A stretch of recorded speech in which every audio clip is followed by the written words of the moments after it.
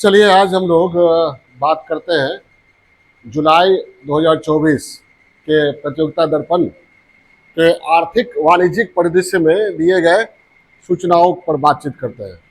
ठीक है, जो भी इंफॉर्मेशन दिए गए हैं उनमें जो बहुत महत्वपूर्ण फैक्ट होंगे, तथ्य होंगे, आंकड़े होंगे, उसको हम लोग लेंगे, उस पर बात करेंगे एनालिटिकल विश्लेषणात्मक पहलू से भी, और मेरे कहने का मतलब पीटी के व्यू से भी और मेंस के व्यू से भी, दोनों तरह से एनालिसिस करेंगे। तो पहला इंफॉर्मेशन जो है वो ईरान के चाबहार बंदरगाह के बारे में है। ईरान के चाबहार बंदरगाह को भारत ने 10 वर्षों के लिए लीज पर लिया है। क्या? 10 वर्षों के लिए लीज पर लिया है और भारत व ईरान के बीच 10 वर्षीय अनुबंध पर हस्ताक्षर 13 मई 2024 को संपन्न हुआ है। कब? 13 मई 2024 को। ये 2003 से चाबहार बंदरगाह के लिए बातचीत हो रही थी, लेकिन कई तरह की रुकावटें आ रही थी और अंततः रुकावटें दूर हुई। ठीक है, रुकावटों को भारत और ईरान ने मैनेज किया और फिर 13 मई 2024 को चाबहार बंदरगाह का एक टर्मिनल है, शाहिद बेहस्ती टर्मिनल। 2 टर्मिनल, एक और टर्मिनल है वहाँ शाहिद कलंदरी, तो कलंदरी का नहीं मिला है भारत को, शाहिद बेहस्ती टर्मिनल का लीज भारत को मिला है। ठीक है, ये तो पहला इंफॉर्मेशन किससे है? ईरान से। ठीक है, ईरान से क्या? ईरान के बंदरगाह, चाबहार बंदरगाह। ईरान और भारत के बीच संबंध से जरूर जुड़ा हुआ न्यूज है। ठीक है, भारत ईरान क्या न्यूज है भाई? तो चाबहार बंदरगाह के कौन सा टर्मिनल? शाहिद बेहस्ती टर्मिनल का प्रबंधन अब कौन करेगा? भारत को कितने वर्षों के लिए? 10 वर्षों के लिए सौंपा गया। ये समझौता हुआ है कब? हाँ, समझौता कब संपन्न हुआ? 13 मई 2024 को। ठीक है, किसके किसके बीच हुआ है? तो India Ports Global Limited, India Ports Global Limited और Ports and Maritime Organisation. India Ports Bharat की ओर से, इंडिया पोर्ट्स ग्लोबल लिमिटेड, और ये ईरान की ओर से हाँ पोर्ट एंड मैरीटाइम ऑर्गेनाइजेशन के बीच अनुबंध पर हस्ताक्षर हुआ। कितने वर्षों के लिए? अनुबंध पर हस्ताक्षर। ठीक है, और ये 2003 से ही बातचीत चली आ रही थी। ईरान पर परमाणु कार्यक्रम को जारी रखने, असैनिक परमाणु क्षेत्र में, परमाणु ऊर्जा के क्षेत्र में असैनिक कार्यक्रम समझे, मतलब परमाणु हथियार बनाने का आरोप अमेरिका और यूरोप के द्वारा लगाया गया। ईरान पर प्रतिबंध लगाया गया, ईरान से कोई कारोबार नहीं करेंगे। तो भारत भी को भी कहा गया कि आप भी वो रोकिए ईरान से, लेकिन भारत ने गुट निरपेक्ष नीति का पालन करते हुए ईरान से अपना संबंध बनाए रखा। ठीक है, ये भारत की कूटनीतिक उपलब्धि है। ठीक है, भारत की एक कूटनीतिक उपलब्धि ही है कि ईरान के चाबहार बंदरगाह के शाहिद बेहस्ती टर्मिनल का प्रबंधन भारत को मिल गया है। और इस पर भले ही अमेरिका आरोप रोज जताए या और भी कुछ करे, लेकिन इससे भारत पर कोई प्रभाव नहीं पड़ा है। ये भारत की क्या है?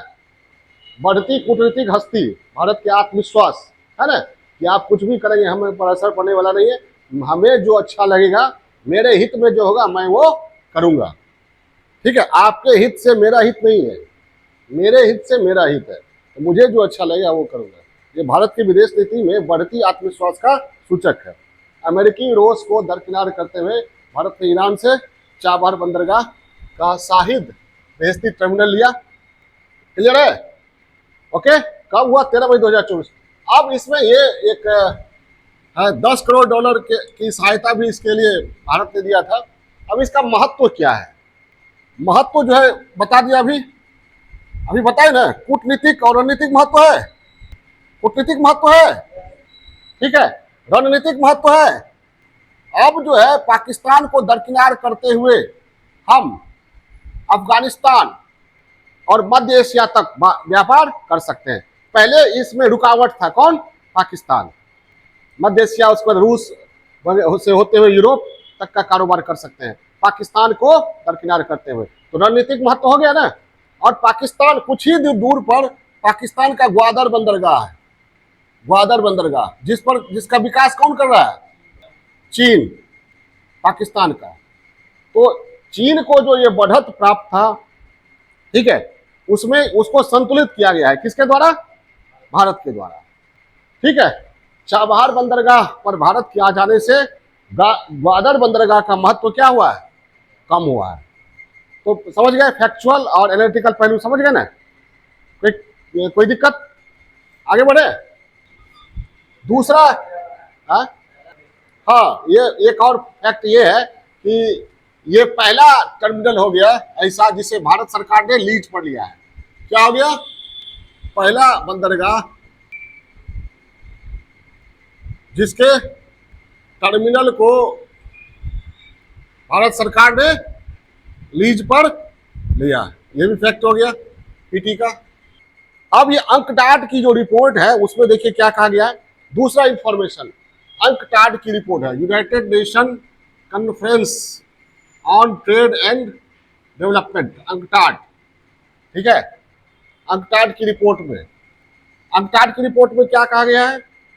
देखिए, 2023 में भारत के सेवा निर्यात में वृद्धि वैश्विक औसत वृद्धि से अधिक रही। चीन का सेवा निर्यात घटा। ठीक है, बस इसमें कुछ इंफॉर्मेशन जो केवल याद रख लेना है। ये रिपोर्ट बराबर आता रहता है। अंकटाड की रिपोर्ट में क्या कहा गया है? दो चीज का निर्यात हम लोग करते हैं ना, सेवा का और वस्तु का। तो भारत का सेवा निर्यात क्या हुआ? वैश्विक औसत वृद्धि से सेवा निर्यात में वृद्धि अधिक रही। तो ये बैलेंस ऑफ पेमेंट के लिए क्या है? भारत के सेवा निर्यात में वृद्धि वैश्विक औसत से अधिक रही है। ठीक है, वैश्विक औसत से, ये कंसेप्ट लेना है, डेटा लेना जरूरी है क्योंकि बार बार ये इस तरह का डेटा आते रहता है। ये कब का है? संदर्भित वर्ष कौन है? 2024 में। 2024 होगा, 2023 होगा, 23 का, 24 तो अभी चल ही रहा है। 2024 में जारी किया, ये 2023 का है। ठीक है, भारत के सेवा निर्यात में वृद्धि कितनी हुई है? देखिए 11.4%, जबकि वैश्विक औसत कितना है? 8.9। वैश्विक औसत 8.9% और भारत का 11.4। चीन का 10% के आसपास है। इस सॉरी, घटा है, गिरावट आई है, यहाँ बढ़ा है। ये महत्वपूर्ण है। ये किसके लिए बेहतर है?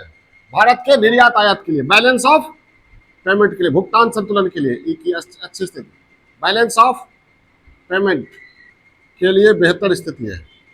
हमारा जो सर्विस एक्सपोर्ट है, सेवा निर्यात, वो बढ़ा है, यानी कारोबार हमारा पॉजिटिव है। निर्यात हमारा जितना बढ़ेगा उतना हमारे लिए क्या होगा? फायदेमंद होगा ना। उतना पैसा निर्यात बढ़ेगा, मतलब हम दुनिया को कुछ बेच रहे हैं, जितना ज्यादा बेचेंगे फायदा होगा, पैसा उतना ज्यादा आएगा, हमारी क्रेडिबिलिटी बढ़ेगी, हमारी क्रेडिट बढ़ेगी, हमारा साख बढ़ेगा, हमारा दायरा बढ़ेगा। ठीक है, ये और चीन का घटा है। हमारा जो कंपटीशन है किससे? पाकिस्तान से है, करना भी नहीं चाहिए। चाइना से है, तो चाइना का घटा है सर्विस एक्सपोर्ट, वो भी 10% से, और हमारा बढ़ा है कितना? 11.4%। तो ये कंसेप्ट याद रखिएगा। तीसरा इंफॉर्मेशन जो है वो क्या है? तीसरा इंफॉर्मेशन है ये global trade research initiative, GTRI, global trade research initiative की रिपोर्ट है। तीसरा information, global trade research initiative की रिपोर्ट में क्या कहा गया है वो हम लोग देखते हैं। ये एक आर्थिक थिंक टैंक है। इसकी रिपोर्ट में कहा गया है कि 2023-24 में भारत और चीन का द्विपक्षीय कारोबार 118.4 अरब डॉलर रहा है। GTRI एक आर्थिक थिंक टैंक है जिसकी रिपोर्ट में कहा गया है, क्या कहा गया है, 118.4 अरब डॉलर रहा है 2000, बातचीत मत करो, 2023-24 में भारत और चीन के बीच बायलेटरल ट्रेड, द्विपक्षीय कारोबार कितना रहा, कितना रहा, 118.4 अरब डॉलर, यानी सबसे ज्यादा भारत का चीन के साथ ही है। इसके बाद अमेरिका का स्थान है, अमेरिका और इंडिया के बीच कितना है, 118.3 अरब डॉलर, यानी भारत का दूसरा बड़ा पार्टनर कौन है, अमेरिका। पहला बड़ा पार्टनर कौन है, चाइना, और तीसरा बड़ा पार्टनर है यूनाइटेड अरब अमीरात। कौन है, यूनाइटेड अरब अमीरात, तीसरा बड़ा यूनाइटेड अरब अमीरात तीसरा बड़ा पार्टनर है। इसके बीच आपको 83.6 अरब डॉलर का कारोबार है, 83.6 अरब डॉलर का कारोबार। ये पीटी में पूछा जा सकता है 2023-24 में भारत का द्विपक्षीय कारोबार किससे सर्वाधिक था, किससे था, दूसरे नंबर पर, तीसरे नंबर पे यूएई। ये आपको तीसरा इंफॉर्मेशन था, ठीक है। चौथा इंफॉर्मेशन है प्याज निर्यात पर से प्रतिबंध हटाने के संबंध में है, ठीक है। चौथा इंफॉर्मेशन प्याज के एक्सपोर्ट पर है, प्याज निर्यात से संबंधित है। प्याज हो, नमक हो, दाल हो, चीनी हो, बड़ी सेंसिटिव चीज है और इससे सरकारें बनती और बिगड़ती है, गिरती है। एक बार सुषमा स्वराज सीएम थी दिल्ली की, उनकी सरकार गिर गई थी, प्याज की कीमत काफी बढ़ गई थी, प्याज का कीमत, ठीक है। तो दिसंबर 2023 में सरकार ने प्याज निर्यात पर प्रतिबंध लगाया था। कब, दिसंबर 2023 में सरकार ने प्याज निर्यात पर प्रतिबंध लगाया था, और इसलिए लगाया था क्योंकि प्याज के उत्पादन में, ओवरऑल उत्पादन में गिरावट आई थी। सुन रहे हैं, दिसंबर 2023 में 8 दिसंबर 2023 को 8 दिसंबर 2023 को प्याज के निर्यात पर सरकार ने प्रतिबंध लगाया। क्यों लगाया प्रतिबंध, क्यों लगाया, क्योंकि उत्पादन में कमी आई थी। पिछले साल 2022-23 में ये आपको 302.8 लाख टन उत्पादन हुआ था, जबकि 23-24 में 254.73 लाख टन। तो सरकार को लगा कि ये जो प्याज उत्पादन में गिरावट हुई है और निर्यात अगर होता रहा तो देश में प्याज की किल्लत हो जाएगी, अभाव होगा, बल्कि प्याज की कीमत बढ़ेगी। और चुनावी साल था, बहुत जगहों पर चुनाव हो रहे थे, तो चुनाव होने थे, इसलिए दिसंबर 2023 में सरकार ने प्रतिबंध लगा दिया। क्यों, क्योंकि उत्पादन में गिरावट आ गई थी। अब फलता क्या था, प्याज के महंगे होने की संभावना बढ़ गई थी।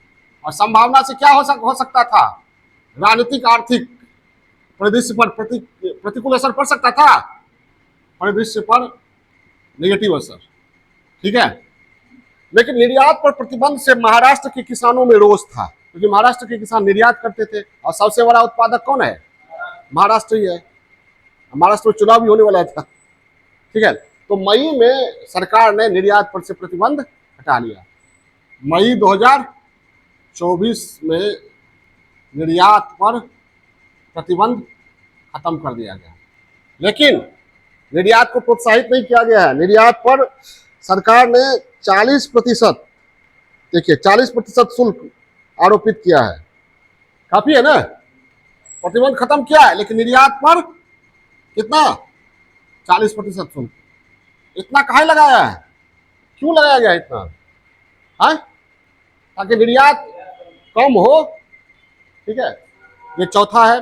पांचवा इंफॉर्मेशन है अमेरिका से, वहां का एक रिपब्लिक फर्स्ट बैंक है, कौन, फेल हो गया, रिपब्लिक फर्स्ट बैंक, ये क्षेत्रीय बैंक है, यूएसए से है।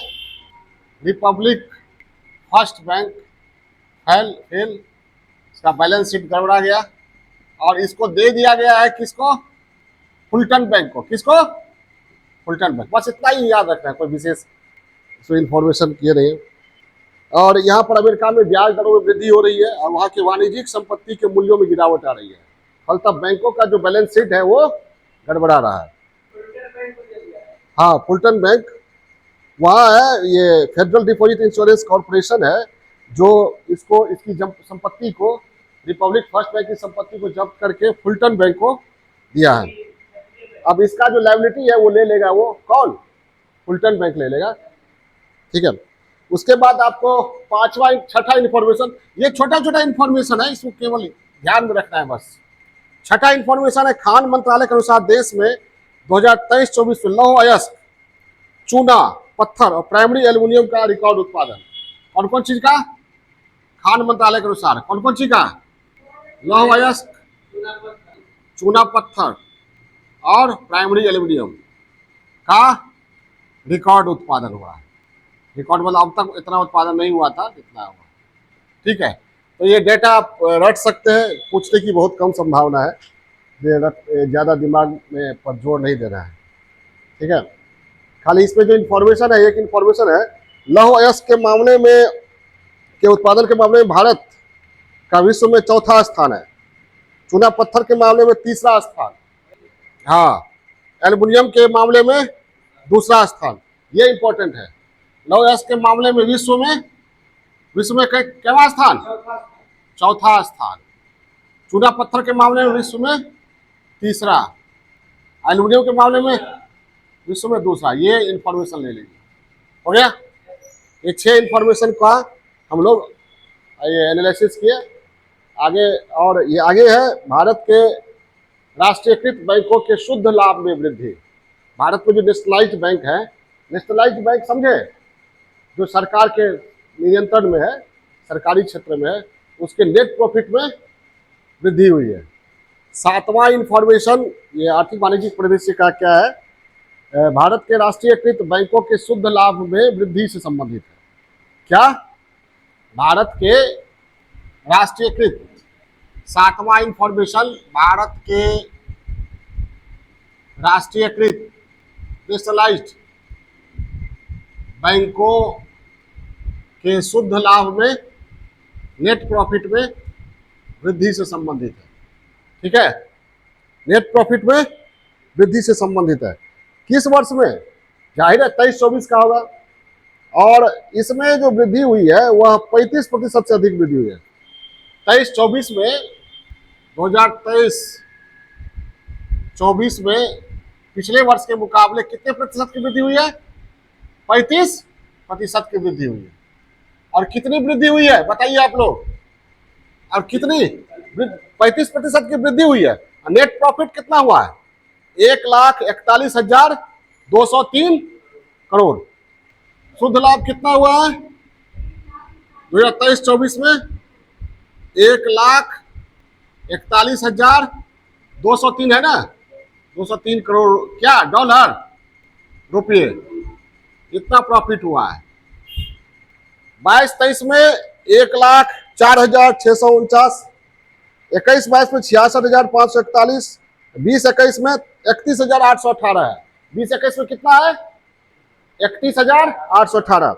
यानी 20-21 से 23-24 तक में 3 वर्षों में नेशनलाइज्ड बैंकों के शुद्ध लाभ में कितना गुना वृद्धि हुई है? यानी पिछले 3 वर्षों में 4 गुना से अधिक वृद्धि हुई ना। पिछले 3 वर्षों में, पिछले 3 वर्षों कौन? 20-21 से 3 वर्षों में 4 गुनी वृद्धि हुई है। सबसे ज्यादा प्रॉफिट किसको हुआ है? प्रॉफिट के मामले में सबसे ऊपर कौन रहा? एसबीआई। कितना है? सामने है तभी आप लोग बोले 61,077 करोड़ रुपया। 67 लिख रहे थे, 61,077 करोड़। जो टोटल प्रॉफिट जो है सभी बैंकों का, उसका 40% से अधिक है। कितना? समझ में आई बात? ठीक है, 40% से अधिक है। किसका? 12 को मिला के जितना प्रॉफिट होता है उससे, उसका 40% अकेले किसका है?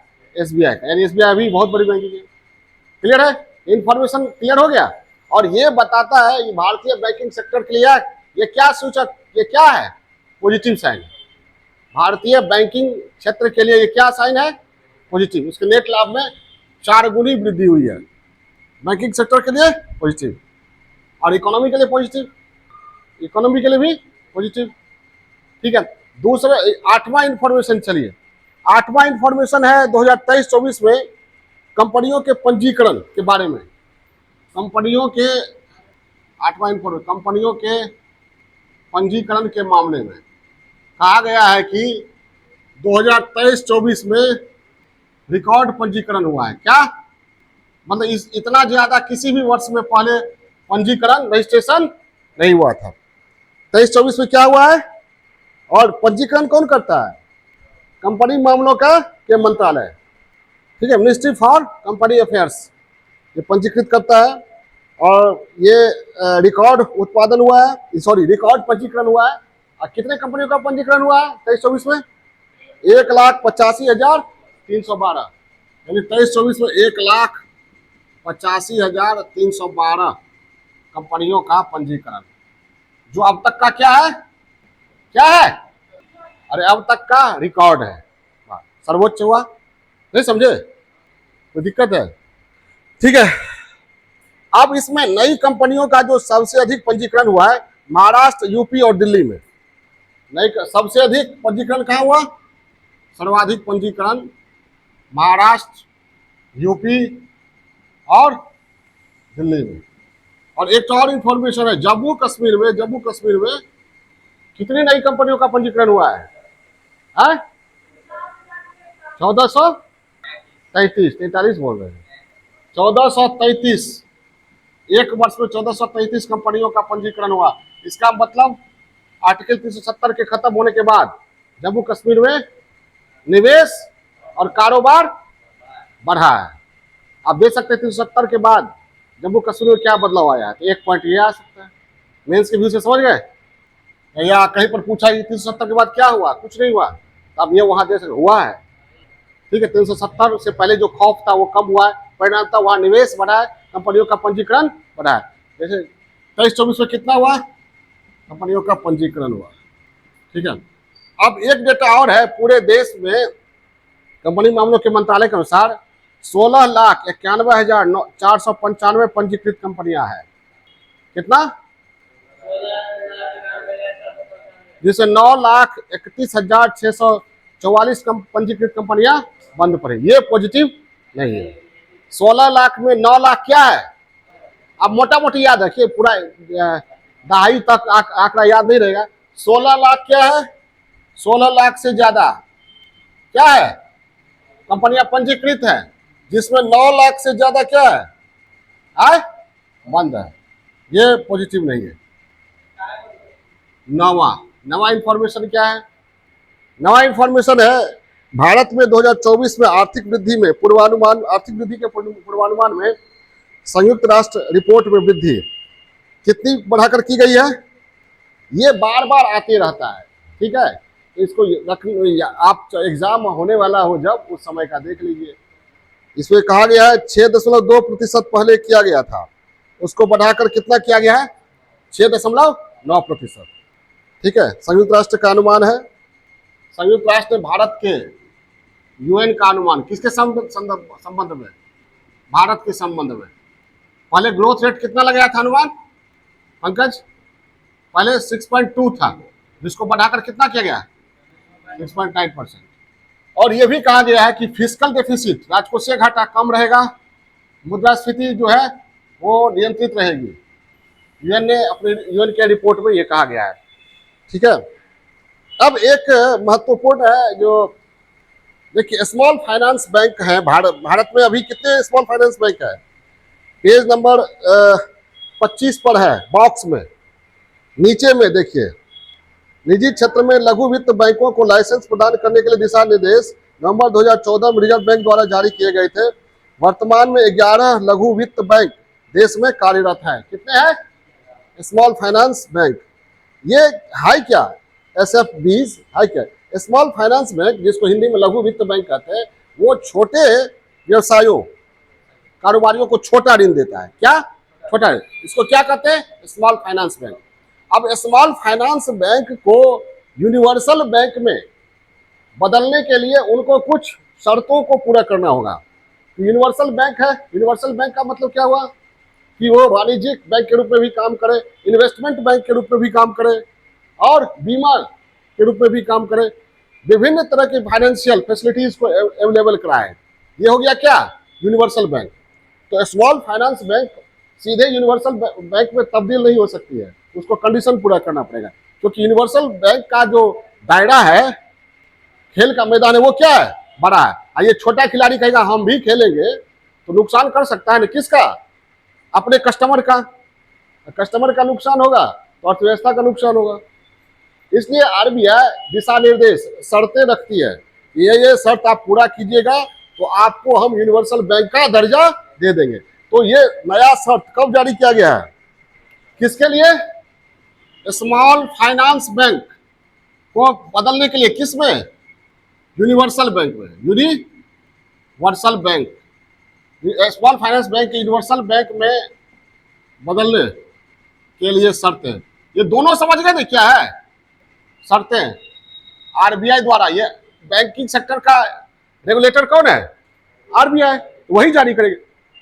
आरबीआई द्वारा 26 अप्रैल 2024 को दिशा निर्देश दिया गया।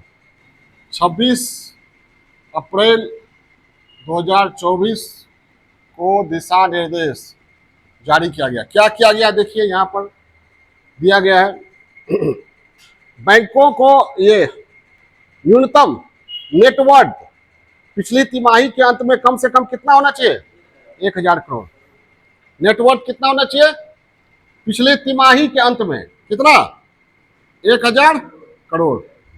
ऐसा शर्त ये भी है, पिछले तिमाही के अंत में। तिमाही पढ़ा है ना, पहला तिमाही कौन हुआ, अप्रैल मई जून, इस तरह पिछला तिमाही के अंत में कितना, जब वो पंजीकरण के लिए जाएगा उस समय आरबीआई देखेगी, जिस समय जाएगा उसके पिछले तिमाही में कितना, 1000 करोड़। ठीक है, ये पहला शर्त है। दूसरा, मान्यता प्राप्त स्टॉक एक्सचेंज पर सूची लिस्टेड होना चाहिए। दूसरा क्या शर्त है, स्टॉक एक्सचेंज में सूचीबद्ध होना चाहिए। स्टॉक एक्सचेंज कौन, मान्यता प्राप्त, ये दूसरा शर्त है। तीसरा शर्त क्या है, और 2 वर्ष में शुद्ध लाभ कमाने वाला होना चाहिए, इसको नुकसान नहीं होना चाहिए, पिछले 2 वर्ष में लाभ कमाने वाला होना चाहिए। चौथा शर्त क्या है, चौथा शर्त देखिए, ग्रॉस नॉन परफॉर्मिंग एसेट्स 3% से कम या बराबर होना चाहिए। एनपीए, नॉन परफॉर्मिंग एसेट, जानते हैं ना कितना होना चाहिए, 3% से कम या बराबर, यानी 3% तक। और शुद्ध नेट नॉन परफॉर्मिंग एसेट कितना, 1%। नेट नॉन परफॉर्मिंग एसेट कितना, 1% तक, ये शर्त है। ठीक है, उसके बाद पांचवा, ये एक्चुअली यूपीएससी के जैसा हो गया, यूपीएससी में ये पूछा जा सकता है, पूरी संभावना है यूपीएससी में पूछे जाने की, खासकर ये मेन में। पीटी में भी पूछा जा सकता है कि निम्नलिखित में एसएफ स्मॉल फाइनेंस बैंक को यूनिवर्सल बैंक में तब्दील होने के लिए आरबीआई द्वारा क्या दिशा निर्देश दिए गए हैं, निम्न में से कौन सही है, क्या तो दे देगा ऑप्शन, समझ आई बात। और ये है capital to risk weighted asset ratio, CRAR, capital to risk weighted asset ratio, CRAR इसको कहते हैं। क्रार कितना होना चाहिए, 15%। Capital to risk weighted asset, capital to risk weighted asset ratio कितना होना चाहिए, 15%। ये स्मॉल फाइनेंस बैंक, अगर कोई स्मॉल फाइनेंस बैंक अगर ये इन सारी शर्तों को पूरा करता है तो वो यूनिवर्सल बैंक के रूप में मान्यता प्राप्त कर सकता है। क्लियर हो गया, हाँ, ये आपको पूरी तरह यूपीएससी के लिए उपयोगी है। क्लियर है, यूनिवर्सल बैंक समझ गए, स्मॉल फाइनेंस बैंक समझ गए, ये सारा कुछ समझ गए। कैपिटल, इसके नाम से स्पष्ट, capital to risk weighted asset ratio, जितना कैपिटल है आपके पास उसमें रिस्क वाला जो एसेट है, नहीं समझे, वो होना चाहिए 15% उसका हिस्सा। रिस्क समझे ना, रिस्क में क्या हो सकता है, वो डूब भी सकता है, समझ गए। जब भी बैंकिंग सेक्टर में कोई वर्ड आए और समझ में नहीं आए तो उसका अर्थ समझिए। Capital to risk weighted asset ratio, यानी कैपिटल में रिस्क वेटेड एसेट कितना है का रेशियो, 100 रुपया में कितना रुपया आपका रिस्क वाला है जो जा सकता है आगे, तो फिर जा सकता है। तो इतना ही होना चाहिए जिससे टोटल पर नुकसान नहीं हो, क्योंकि पैसा आपका नहीं है, किसका है, पब्लिक का है। सब आप रिस्क में लगा दीजिएगा, रिस्क में आप डूब गए तो किसका डूबेगा, पब्लिक का। इसलिए करार रखा गया। करार समझ गए, कोई दिक्कत है? एनपीए समझ गए, एनपीए नॉन परफॉर्मिंग एसेट, जो लगातार 3 क्वार्टर तक कोई प्रॉफिट नहीं कमाता हो, उसको क्या कहते हैं, एनपीए। क्लियर है? एनपीए जब एकदम में खत्म हो जाए तो बेड डाउन हो गया। क्या हो गया, बेड डाउन हो गया। क्लियर है? आगे बढ़े। अब है केंद्र सरकार को लाभांश आरबीआई के द्वारा मिला है, उस पर बात करेंगे। हाँ, अब 11वां इंफॉर्मेशन आरबीआई के रिकॉर्ड लाभांश से है। आरबीआई जानते हैं आप, रिजर्व बैंक ऑफ इंडिया बैंकों का बैंक और भारत सरकार का बैंक कहलाता है ना। तो आरबीआई अपने लाभ का लाभ किसको देती है, लाभांश के रूप में किसको देती है, सरकार को देगी ना, वाणिज्यिक बैंक सरकार को देती है। तो अब तक आरबीआई जितना लाभांश हर एक वित्तीय वर्ष में देती रही है, उसमें सबसे ज्यादा लाभांश इस बार दिए, रिकॉर्ड लाभांश। किस वर्ष, 23-24 में 2,10,000 कितना, 2,10,874 करोड़ रुपया सरकार को यह लाभांश के रूप में दे रही है। इससे पहले था 87,416 करोड़, यानी 141% की वृद्धि हुई। कितना, 141% की वृद्धि हुई है। अब यहाँ आरबीआई को लाभ कहां कहां से मिलता है, याद रखिएगा। आरबीआई को लाभ जो है नोटों की छपाई से, जिसको सिग्न्योरेज बोला जाता है। क्या, सिग्न्योरेज, क्या बोला जाता है, सिग्न्योरेज, नोटों की छपाई से। अब बैंकों को जो आरबीआई ऋण देती है ना, तरह तरह के ऋण, उस पर आरबीआई ब्याज लेती है, वो भी आरबीआई इस तरह लाभ कमाती है। उस पर सरकारी बॉन्ड जो खरीदती है आरबीआई, उस पर भी लाभ कमाती है। विदेशी बॉन्ड खरीदती है, उस पर भी लाभ कमाती है। विदेशी मुद्रा की खरीद बिक्री करती है, डॉलर, येन, युआन वगैरह की, यूरो की, उस पर भी लाभ कमाती है। ये आरबीआई के लाभ के स्रोत हैं। क्लियर है? इन सभी लाभों से जो प्राप्त होता है उसे लाभांश के रूप में आरबीआई किसको देती है, सरकार को। तो सरकार का बैंक है ना, ये अपना लाभ उसी को देगी ना। बैंकों का बैंक सरकार का बैंक कहलाता है ना, देती है। क्लियर है?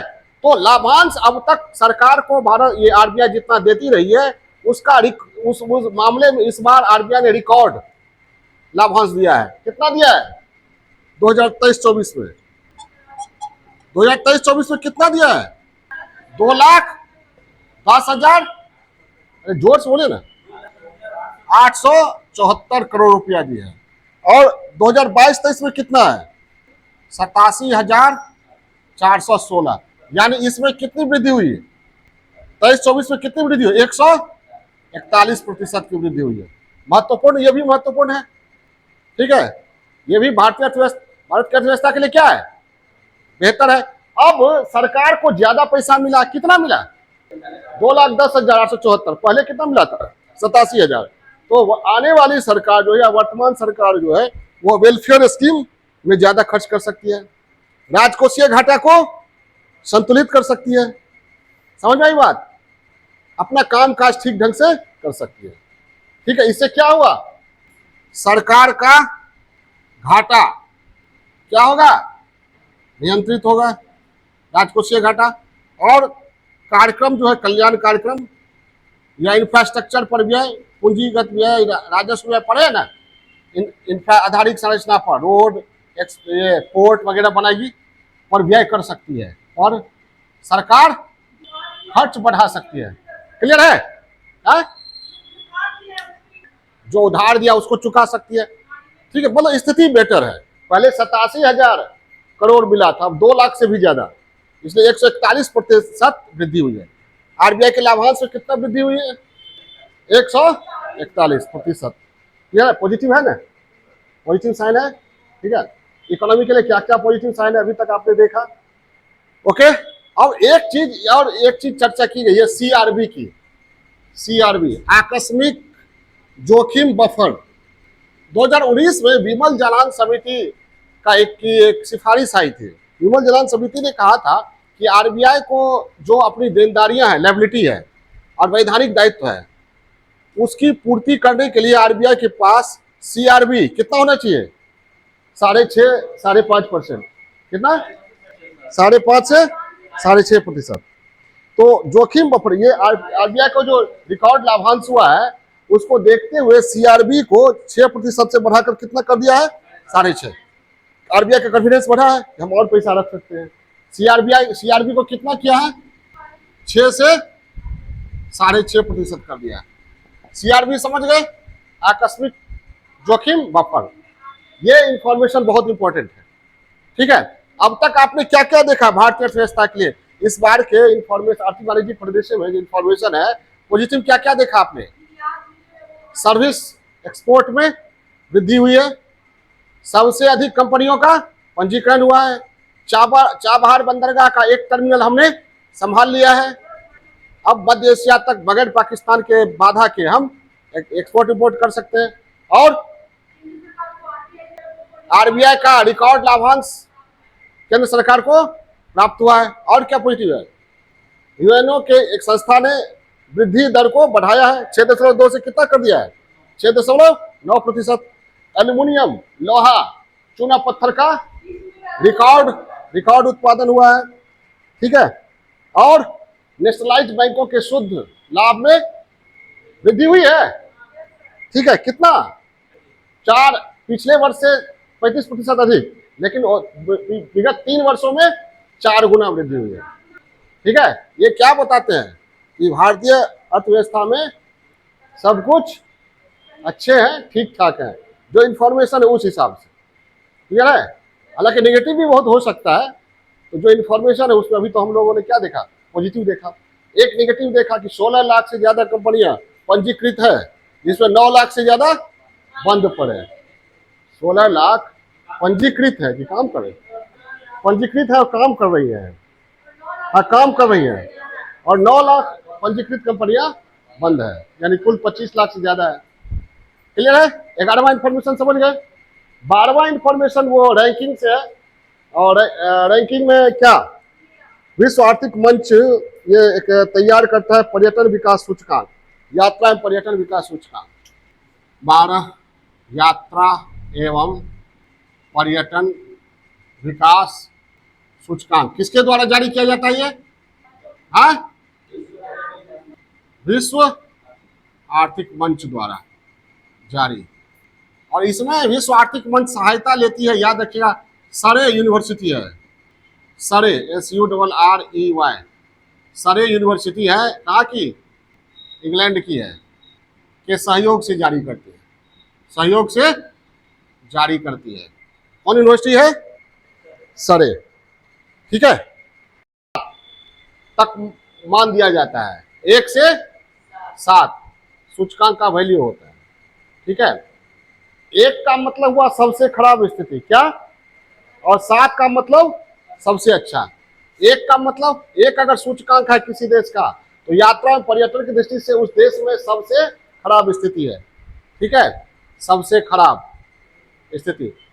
देखिए पहले क्या होता था, रैंकिंग पूछा जाता था, और रैंकिंग पूछने का ट्रेंड क्या हो गया? पुराना हो गया। अब ये सब पूछा जा सकता है, एनालिटिकल पहले हो गया। 7 का मतलब अगर किसी देश के लिए सूचकांक 7 है तो सबसे अच्छी, वहां आप जा सकते हैं, आपके साथ कुछ होने वाला नहीं है, बहुत बेहतर फील कीजिएगा, ठीक है। तो ये सूचकांक है, और ये सूचकांक में भारत का क्या स्थान है?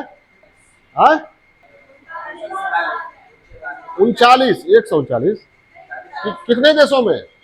19। तो भारत का स्थान याद रखिए, भारत का स्थान यात्रा पर्यटन विकास सूचकांक में 119 देशों में कितना? 39वां है। और सूचकांक कितना है? सूचकांक कितना है? 4 पॉइंट, अभी बताए ना वैल्यू, सूचकांक का वैल्यू कितना से कितना तक? तो इसको भारत को कितना सूचकांक दिया गया है? अरे 39वां रैंकिंग हुआ, सूचकांक कितना है? ये देखिए वहां दिया हुआ है, बॉक्स में दिया हुआ है, 4.25 है। यानी क्या है? बीच की स्थिति है, ना तो खराब है ना सबसे खराब है, ना सबसे अच्छी है, 1 से 7 के बीच में, लगभग बीच में है, ठीक है। यात्रा पर्यटन सूचकांक हो गया। अब इसमें सबसे बेहतर स्थिति किसकी है? सबसे बेहतर स्थिति किसकी है? अमेरिका की। और सबसे खराब स्थिति किसकी है? माली। सबसे बेहतर स्थिति यूएसए की है और सबसे खराब स्थिति माली की है। ठीक है। इसके बाद जो इंफॉर्मेशन है 13वां इंफॉर्मेशन, वो एनएसओ के द्वारा जारी किया गया है, GVA, gross value addition, per capita income, national income के बारे में। ठीक है। तो इसमें 2023-24 में देश के जीडीपी में वृद्धि सभी पूर्वानुमानों से अधिक 8.2% रही। एनएसओ के ताजा अनंतिम आकलन में कहा गया है। ये अनंतिम आकलन कहा है। हाँ? अच्छा, एक और इंफॉर्मेशन है, 13वां इंफॉर्मेशन है इरेडा से। देखिए, जब भारत में आर्थिक सुधार की प्रक्रिया शुरू हुई तो जो कंपनियां बेहतर प्रदर्शन कर रही थी उन कंपनियों को सरकार ने नियंत्रण में ढील दिया, छूट दिया। और छूट देने के मामले में कंपनियों को मिनी रत्न, नवरत्न, महारत्न की उपाधि देना शुरू किया। क्या क्या? मिनी रत्न, नवरत्न और महारत्न। ठीक है। इसी क्रम में हाल में इरेडा का full form Indian renewable energy development agency. ठीक है।